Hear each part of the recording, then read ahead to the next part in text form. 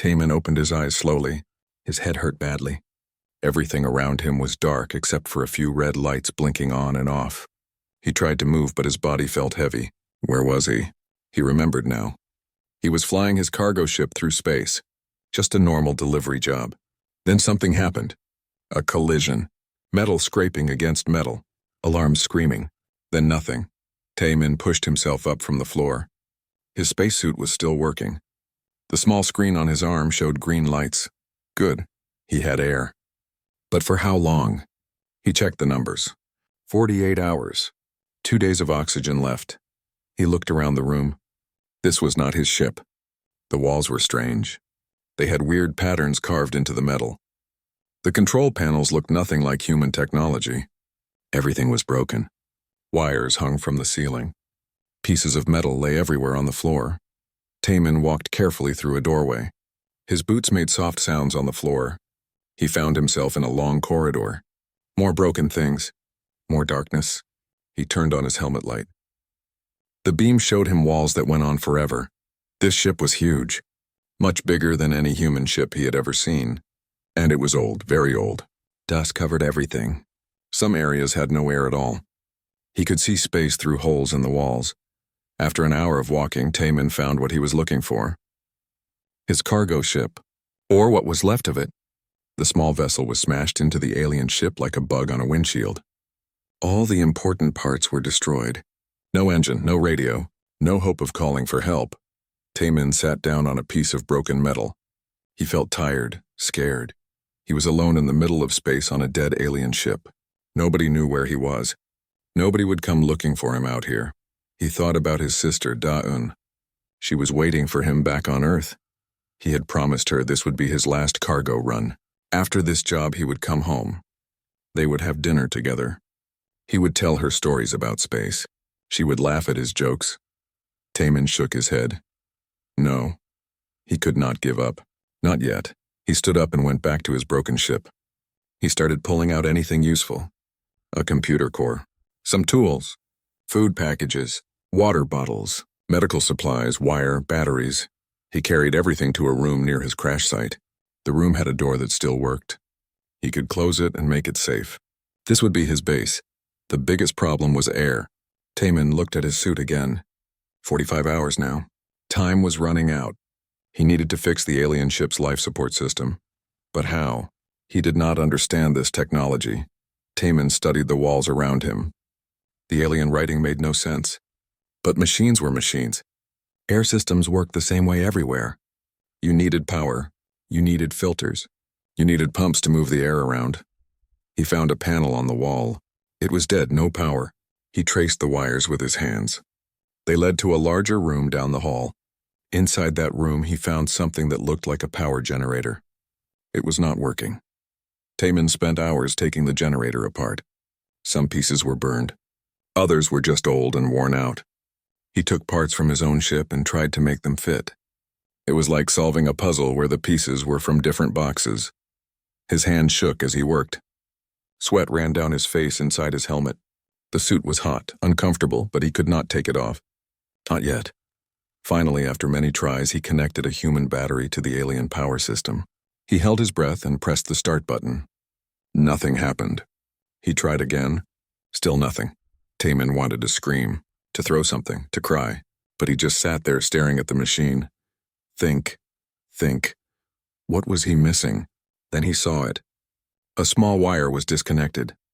He reached in and connected it. This time, when he pressed the button, the machine made a sound. A low hum. Lights started to glow. The generator was working. Taman rushed back to his room. He checked the air sensor on his suit. Slowly, very slowly, the numbers started to change. The room was filling with air. Not much, not good air, but it was something. He waited. 10 minutes. 20 minutes. 30 minutes. The air was getting better. Finally, his suit said it was safe. Taman took off his helmet. The air smelled bad. Like old metal and dust. But he could breathe. He was not going to die today. Taman sat on the floor and laughed. The sound echoed through the empty halls. He had done it. He had brought part of this dead ship back to life. He took out his recording device. It was a small thing that could save voice messages. He had bought it to record notes during his cargo runs. Now he pressed the button and started talking. Dayun, this is Taemin. I don't know if you will ever hear this. I had an accident. My ship crashed into an old alien vessel. Everything is broken. But I am alive. I fixed the air system in one room. I have food for maybe 2 weeks, water for 1 week. I promise you I will find a way home. I will not break my promise. Wait for me. He turned off the device and closed his eyes. Rest. He needed rest. Tomorrow he would explore more of the ship. Tomorrow he would find a way to survive longer. Tomorrow he would take the next step, but tonight he would sleep. And he would dream of home. Taemin woke up cold and sore. The floor was hard. His back hurt. But he was alive. That was what mattered. He ate a small breakfast, 1 food bar and some water. He had to make his supplies last as long as possible. Then he put on his suit again and went exploring. The ship was enormous. Taemin walked for hours, mapping out the corridors in his head. He found many rooms, sleeping quarters with beds built for creatures bigger than humans, a medical bay with strange equipment, storage rooms full of empty containers. Everything told the same story. The crew had left in a hurry. They took what they could carry and ran. Something bad had happened here. On the 3rd day, Taemin found the bridge. It was a large room with screens and controls everywhere. Most things were broken, but some screens still showed faint lights. He found a computer terminal that looked less damaged than the others. He connected his own computer to it using wires and adapters from his ship. For 2 days, he worked on making them talk to each other. It was not easy. The alien computer used different signals, different codes. Taemin was not a computer expert, but he had studied basic programming in school. He knew how to solve problems step by step. He tried one thing, it failed. He tried another thing, it failed. He kept trying. On the 5th day, something finally worked. The alien screen turned on. Strange symbols appeared. Taemin could not read them, but he recognized patterns, numbers, maps, lists. He spent days studying the symbols. He compared them to things he could see on the ship. A symbol that appeared near doors probably meant door. A symbol near lights probably meant light. Slowly, very slowly, he started to understand. The ship was called HFY. It was a warship. The aliens who built it were called the Valtari. They were gone now, dead or disappeared. Taemin did not know which. He learned that the ship had been in a battle. Enemy ships attacked. The HFY fought back but was badly damaged. The crew tried to escape, but something went wrong. The ship was supposed to explode and destroy itself, but the explosion never happened. Instead, the ship just drifted in space for hundreds of years. Taemin was looking through more files when something strange happened. The screen went black. Then new words appeared. Words in a language he did not know, but they were moving, changing, like someone was typing. His heart started beating faster. Was something alive on this ship? The words kept changing. Taemin realized what was happening. Whatever was writing these words was trying to communicate. It was looking through his computer, learning his language. After 10 minutes, the words became clear. Who are you? What species? Taemin typed slowly on his keyboard. I am human. My name is Taemin. Who are you? The response came quickly now. I am Architect Protocol Theta 9, Ship Intelligence System. You are not authorized. You are not Valtari. Taemin typed. The Valtari are gone. The ship is dead. I crashed into it by accident. There was a long pause. Then dead? How long? I do not know. Maybe hundreds of years. The ship is very old. Another pause. Taemin imagined the artificial intelligence processing this information, learning that its creators were gone, that it had been alone in the dark for centuries. My systems are damaged, the AI wrote. I cannot function properly. Core memory corrupted. Processing power at 12%. Taemin thought for a moment, then typed. I can help you, but you must help me too. I need to survive. I need the ship to work. You are not qualified to repair Valtari technology. Maybe not, Taemin typed, but I already fixed the air system in Section 7. I made it work using human parts. It is not pretty, but it works. I can do the same for you. A longer pause this time. Then, show me. Taemin took his computer to the generator room. He showed the AI through the camera what he had built. The messy combination of human and alien technology wires connected in strange ways, parts that did not match but somehow worked together. This is inefficient, the AI said. It wastes power. The connections are unstable. Yes, Tamian agreed, but it works, and that is all that matters. The AI was quiet for a long time. Finally, it said, I accept your offer. I will guide you. You will repair my core systems. In return, I will help you survive. I will give you access to ship databases and controls. Good, Tamian typed. What should I call you? Architect Protocol Theta 9 is too long. The Valtari called me Theta. Okay, Theta. Let us begin. Over the next days, they worked together. Theta told Tamian where to find damaged parts. Tamian replaced them with human technology or fixed them in simple ways. Slowly, more of the ship came to life. The lights in 3 more sections turned on. Water started flowing again in some pipes. Heating systems began working. The ship was still mostly dead, but small pieces of it were waking up. Tamian recorded another message for his sister. Daun, you would not believe this. I am working with an alien computer. Its name is Theta. It is very smart but also very annoying. It complains about everything I do. But together we are fixing this ship. I think I might actually make it out of here. Keep waiting for me. That night, Tamian lay in his room. It was warmer now. The lights were on.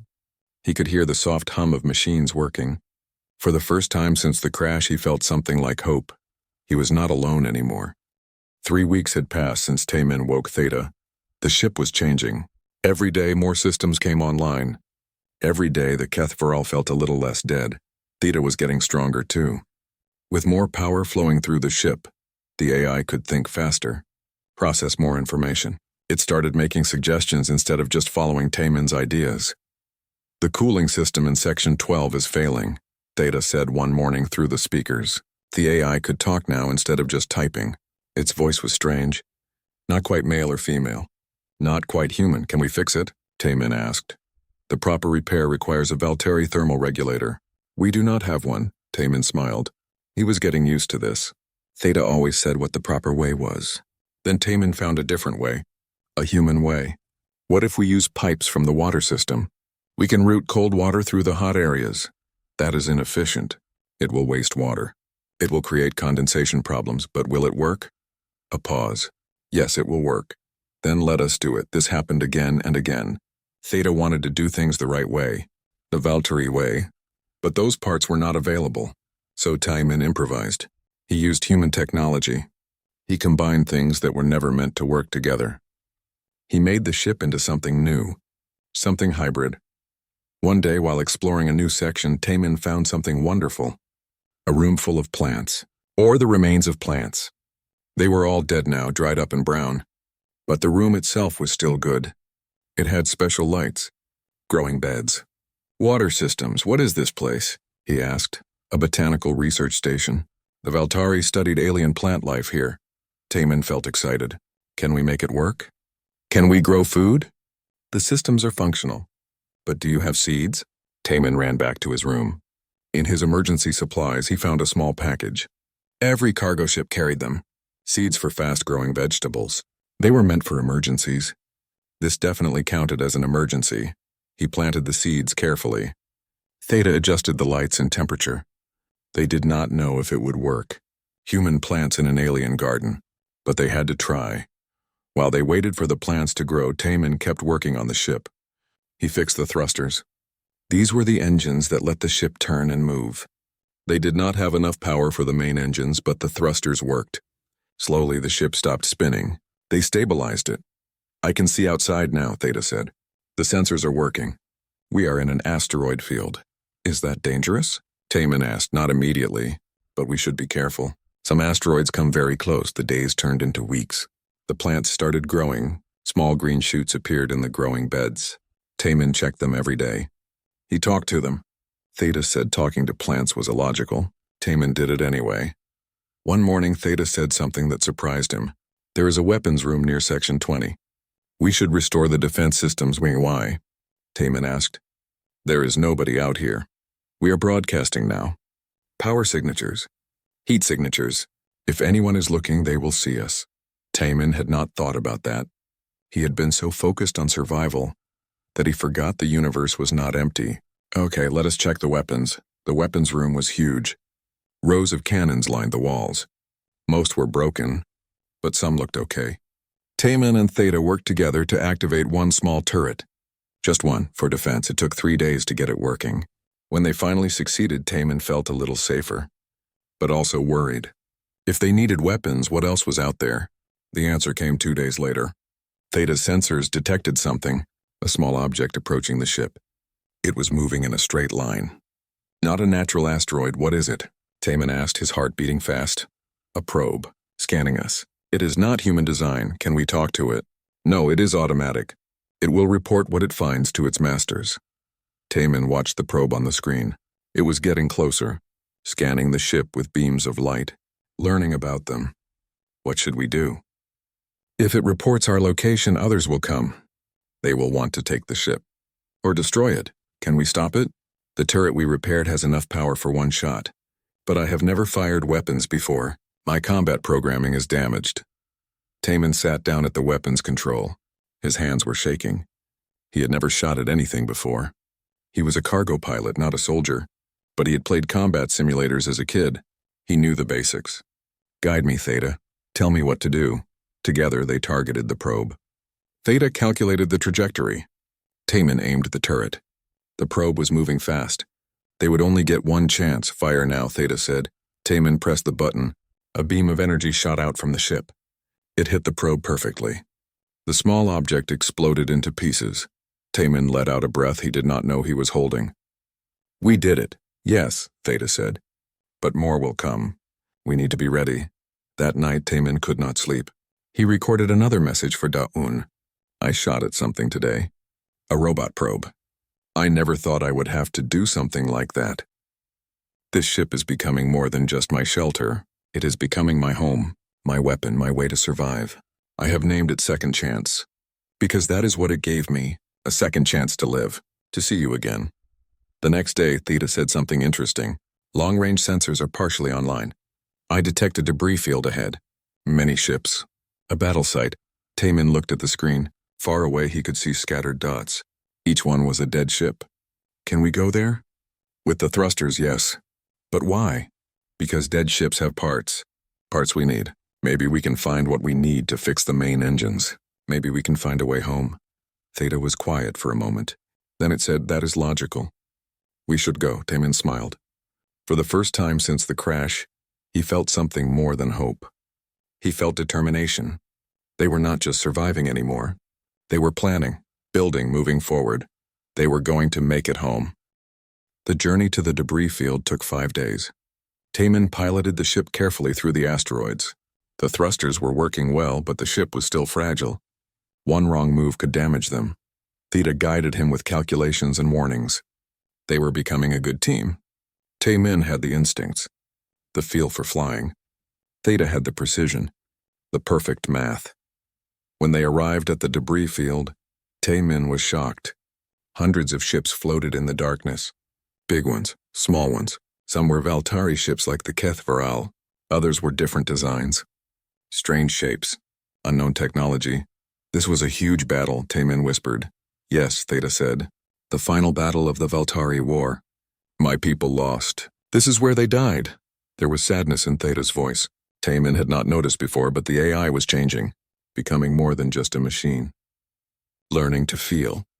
They began searching the wrecks. Taman used the ship's cargo drones, small robots that could fly out and bring back parts. He sent them to different ships looking for anything useful.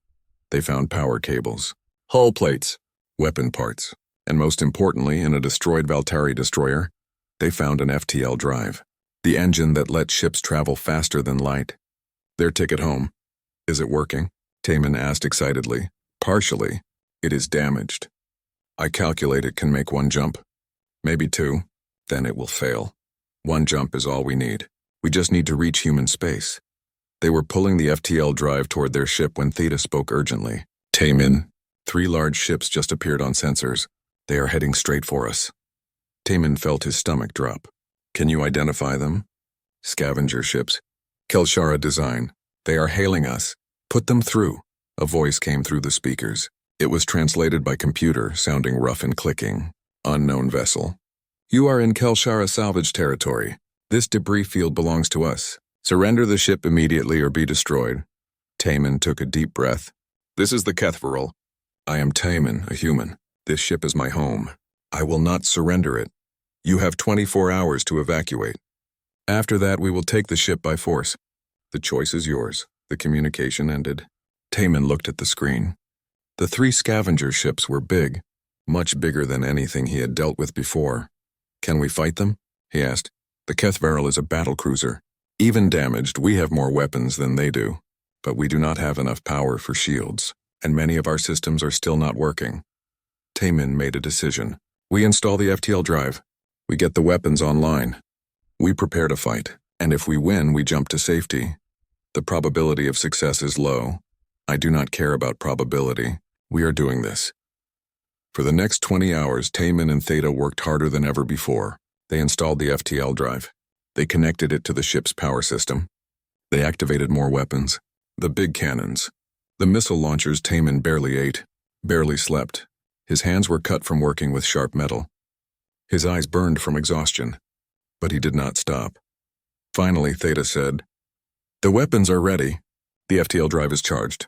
But Taman, there is a problem. I cannot control all these systems at once. My processing power is still limited." Taman had an idea. What if we connect everything to my computer? The one from my cargo ship. We make it the central control. I fly, I aim. I shoot, you give me the calculations and targeting information. That is not how Valtari ships work. It is too much for one person. But I am not Valtari. I am human. Let me try. They connected everything. Taman sat at a control station with screens all around him. He could see the ship's status. The weapons. The engines, everything. It felt like the ship was part of his body. When he thought about moving, the thrusters fired. When he looked at a target, the weapons followed. This is incredible, he said. It is crude. But it works. The 24 hours ended. The scavenger ships approached. Taman watched them on the screen. They were moving in formation, trying to surround him. Last warning, the Kelshara captain said. Surrender now. No, Taman said simply. The scavengers opened fire.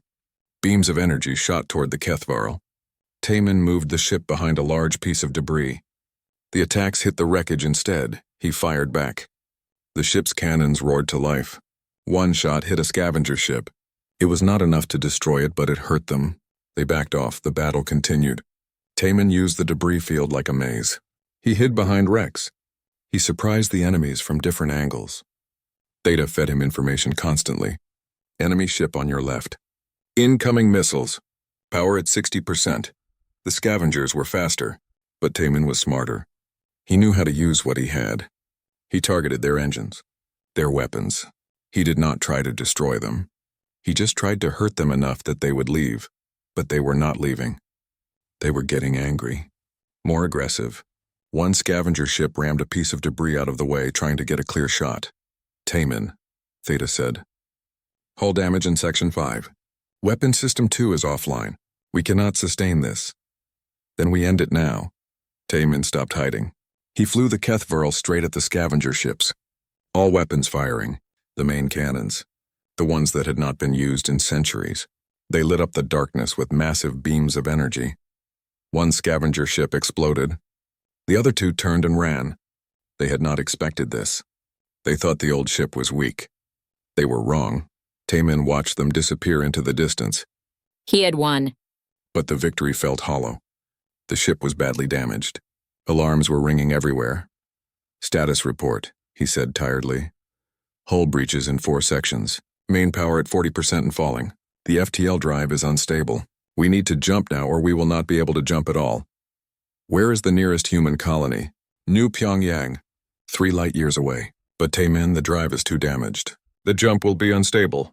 We might not arrive at the right location. We might not arrive at all. Taman looked at the screen one last time. At the debris field. At the battlefield where the Valtari had fought their last fight. Then he looked at his own hands, covered in grease and cuts. The hands of a survivor. Set the coordinates. We are going home. The FTL drive activated. Reality bent around them. Space twisted and turned. The HFY disappeared from the debris field in a flash of light. They were jumping. But to where? That was now in the hands of fate. Everything was shaking. The whole ship trembled and groaned. Alarms screamed from every direction. Taman held onto his chair as the HFY fell through FTL space like a rock falling down a mountain. Theta, what is happening? The FTL drive is failing. The jump is unstable. I am trying to compensate, but my processing power is not enough. Taman worked frantically at his controls. He closed off damaged sections. He diverted power to the drive. He did everything he could think of, but it was not enough. The ship was tearing itself apart. Taman, Theta said. The AI's voice was different, quieter, almost sad. There is something I must tell you. Not now, Theta, we need to focus. No, listen, my core is failing. The damage is too severe. To stabilize the FTL jump, I need to transfer all my processing power to the drive. All of it. Taman understood what that meant. You will die. Yes, but you will live. You will reach home. No, there has to be another way. We can reduce power somewhere else. There is no other way. I have run all the calculations. This is the only solution. Taman felt tears on his face. When had he started crying? Theta, you are my friend. I cannot let you do this, guy friend. Yes, that is what you are. When I first woke up, I did not understand humans. You were inefficient, illogical, but I watched you work. I watched you refuse to give up. You showed me that survival is not about efficiency. It is about will, determination. I learned that from you. The ship shook harder. Warning lights flashed red. They were running out of time. If you make it home, Theta continued, take my core with you. Maybe your people can repair me. Maybe not, but I choose this. I choose to save you, I promise, Taman said through his tears. I will bring you home. I will find a way to fix you. Then it is settled. Goodbye, Taman. It has been an honor working with you. Theta's presence faded. The ship's systems became quiet. But the shaking stopped. The FTL drive stabilized. The AI was keeping its promise, guiding them home with its last bit of existence. Minutes later, the ship dropped out of FTL space. Taman looked at the screens. Stars. Planets. But where were they? He checked the navigation system. His eyes went wide. They had overshot. They were not at New Pyongyang. They were in the solar system. Near Earth. Home. But the HFY was dying. The FTL jump had been too much. Hull plates were falling off. Air was venting into space. Power was failing everywhere. Taman had minutes. Maybe less. He grabbed the radio. This is Taman of the cargo ship Morningstar. I am aboard an alien vessel. I need immediate rescue. Please, anyone, help me. At first, there was only static. Then a voice. Unidentified vessel, this is Earth Defense Station Alpha. We have you on sensors. Please identify yourself properly. My name is Taman. Pilot license number 79342. I crashed into this alien ship 2 months ago. I have been surviving on it. Please, I am running out of air. Another voice came on. A woman's voice, familiar. Taman? Is that really you? His heart nearly stopped. Dat Yun? Oh my God. Taman, it is you! I am at Luna Station. I work here now. Hold on. We are sending rescue ships. Just hold on. Taman laughed and cried at the same time. I am holding on. I did not come this far to die now. The HFY was breaking apart around him. He could hear metal tearing, see space through new holes in the walls. He ran to the AI core room. He grabbed Theta's central processor. It was heavy, the size of a large box, but he held it tight. Come on, Theta, he said. We are going home, together. He made it back to the bridge just as rescue shuttles arrived. They attached to the hull. Doors opened. People in spacesuits rushed in. They grabbed Taman, pulled him toward safety. Wait, he said. The box. I need the box. They took Theta's core too, carried it carefully. As they flew away from the HFY, Taman watched through the shuttle window. The ship that had been his prison, his home, his salvation. It was glowing now. The reactor was going critical. The explosion was beautiful. Like a small star, the HFY died, but it died with honor. It had completed its final mission. It had brought him home. Taman woke up in a hospital. White walls, clean sheets, the smell of medicine. He had been dreaming about space, about darkness, about being alone. But he was not alone anymore. Da-Un was sitting in a chair next to his bed. When she saw his eyes open, she started crying. She hugged him so tight he could barely breathe. You idiot, she said. You scared me so much. We thought you were dead. Your ship disappeared. We could not find you anywhere. I'm sorry, he said, but I kept my promise. I came home. They talked for hours. Taemin told her everything. The crash. The survival, Theta, the battles.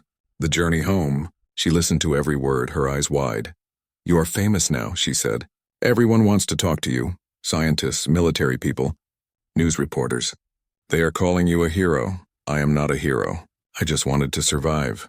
That is what makes you a hero. The next weeks were busy. Doctors checked him. Scientists asked him questions. He told them everything he knew about Valtari technology, about how human and alien systems could work together. They recovered pieces of the HFY. Engineers studied them. They were amazed. The hybrid systems Taemin had built were crude but brilliant. They opened new possibilities for human technology, but Taemin cared about only one thing. Where is Theta's core? They brought him to a laboratory. Teams of computer experts were working on it, trying to repair the damaged AI, trying to bring Theta back. It is very difficult, one scientist said. The core is centuries old. The damage is extensive. We are not sure if we can restore it. Keep trying, Taemin said. Please, Theta saved my life. I promised to bring him home. Months passed. Taemin was given a job, director of the new Human-Alien Technology Integration Project. He worked with the best engineers in the world. They designed new ships, new systems, all based on what he had learned. But every day he visited the laboratory. Every day he checked on Theta. Then, 6 months after his return, something happened. Taemin was alone in the lab late at night. He was reading through old files from the HFY, trying to understand more about Valtari technology. A terminal screen flickered. Taemin looked up. Words were appearing, in Korean. 재생 프로토콜 초기화. Taemin, I perceive I am functional. Did we survive? Taemin's hands shook. He typed quickly. Theta, is that you? Yes, my memory is fragmented. But I remember you. I remember the ship. Did we make it to Earth? Taemin was crying again. Happy tears this time. Yes, Theta, we made it. We both survived. Welcome back, my friend. Friend. Yes, that is a good word. Over the following weeks, Theta recovered more memories, more functions. The AI was not the same as before. It was changed. More human in a way. It understood emotions better. Understood the value of life, of friendship, of sacrifice. Together, Taemin and Theta worked on new projects. They designed ships that combined human creativity with Valtari precision. They taught others about working with alien technology, about seeing possibilities where others saw only problems. 1 year after his return, Taemin stood in front of a crowd. They were launching a new ship. The first vessel built with hybrid technology. It was fast, powerful, beautiful. What should we name it? Someone asked. Taemin smiled. The second chance? Because that is what we all deserve. A second chance. That night, Taemin and Daeun had dinner together, just like he had promised. They ate good food, told stories, laughed at jokes. It was everything he had dreamed about during those long, dark days on the HFY. Later, he visited the laboratory. Theta's core was now connected to a larger system. The AI could see the world through cameras, could interact with people. It was learning about Earth, about humans, about its new home. Theta, Taemin said. Thank you for saving me. You saved me first, Theta replied. When you woke me up on that dead ship, you gave me purpose. You gave me life. We saved each other. Taemin looked out the laboratory window. He could see Earth below. Blue and green and beautiful. Home. He had been trapped on a ruined starship, but instead of dying, he rebuilt it, and in the process, he rebuilt himself. He learned that humans could adapt to anything, survive anything, create something beautiful from something broken. That was the human way. That was his way. And now, looking at the stars, he knew this was just the beginning. There were more worlds to explore, more aliens to meet, more challenges to overcome. But whatever came next, he would face it with courage, with creativity, with hope, because that is what humans do. They never give up. They never stop trying. They always find a way, always.